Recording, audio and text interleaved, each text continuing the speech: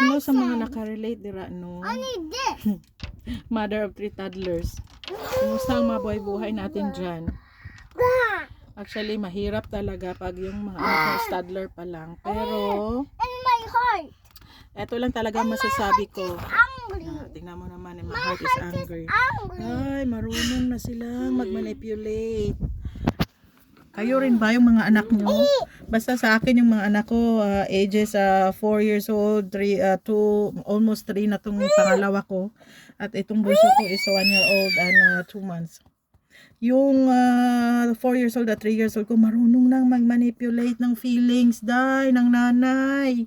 Naku, sino makarelate dyan? Alam mo yun yung may nagawa silang mali, tapos sa pagalitan mo, sasabihin ka na, I love you, mommy, with a broken heart. Ay, may mga ganong senaryo. Love nila si mami, pero broken heart lagi sila. Alam mo yung mga ganon, parang makuha nila ulit ang atensyon ni mami or makuha nila again ang sympathy ni mami. May mga ganong senaryo. Ganon talaga. Naku. Sabi ko nga, naku, ang liliit pa nito pero talagang manipulative na yung mga attitude nila.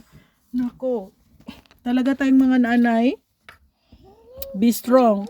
Kasi kung hindi ka strong, naku, mananalo yung mga maliliit mong chikiting sa'yo sa feelings mo. Kasi gagamitin nila yung parang guilt mo na pinagalitan mo sila para lang makuha nila yung gusto nila. Here. Hey! Dada is here already. Is back?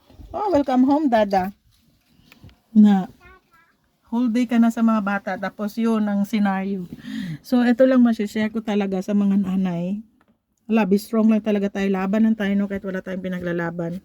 Pinaglalaban natin ito makasurvive tayo every day sa ating mga chikitings. Kasi, wala no choice tayo Tsaka, beside, tayo lang naman talaga ang pinagkakatiwalaan ng mga bata. At sa atin lang yan sila nakadepende. So, nasa atin pa rin kung paano natin sila i-handle, no?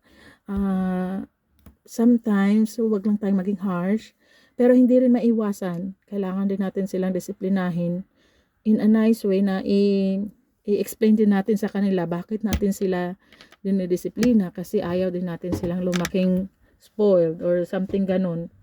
Kaya, ewan ko yun, nandyan na daw si Dada. Hindi ko narinig yung pinto ang nag-open. So, ayun lang, to survive every day with the toddlers, take it easy lang. Minsan, nagpe-pretend lang ako na hindi ko sila narinig o hindi ko sila nakita. Kasi nga, hinahayaan ko lang silang maging messy or magkalat sa bahay. Kasi mga bata yan Kailangan nilang magkalat. Hindi naman sa kailangan. I mean, a way of exploring nila yan na magkalat sila. Kailangan nilang i-explore lahat ng toys nila, magkalat sila and everything. Pero turuan mo rin silang magligpit or mag-tidy up. Yung ipa-explain mo rin sa kanila nga kailangan nilang i-tidy up or next time hindi na sila makakalaro ng ganyan. At saka minsan naman ginagawa ko para makapag-tidy up sila, ginagawa kong fun yung tidy up. Halimbawa, sinasabihin ko, nakikipag-engage din ako sa kanila pag nag-tidy up ng mga bagay-bagay. Sabihin ko sa kanila nga, mag-race tayo, sinong unang makapulot ng ganito, siya yung panalo, tapos palakpakan, yung gawin mo yung engaging at fun para hindi nila maisip na nakapagod pala yung magligpit or something ng mga laruan. Kumbaga masaya yung pagliligpit nila ng mga laruan. Para hindi ikaw yung nanay yung palagi na lang nagliligpit, sila rin, tinuturuan mo rin sila kung paano magligpit. Tsaka fun, in a fun way. Akala nila laro lang, pero nagliligpit na pala sila. So, hindi masyadong mahirap sa'yo as a nanay. Tsaka, minsan, kahit magulo na yan sila, nag-away-away, hinahanaan ko lang sila. Kasi kung i-mind mo yan, naku, una tayong magkakaroon ng stress level to the high, stress level 101. So, balang araw lalaki rin yung mga yan. May kanya-kanya rin yan silang buhay. So, habang toddler pa lang sila, i-enjoy nila. Ito yung pinaka makulit ko. Ito yung talagang manipulative masyado to sabihin sa akin, I love you with a broken heart.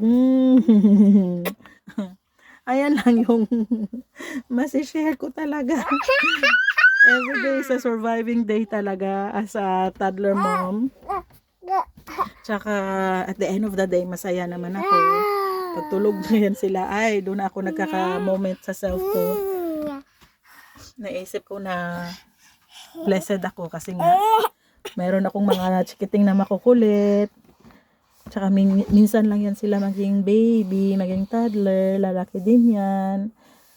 Magfe-face din yan sila sa kanang mga problem. Is my hair nice?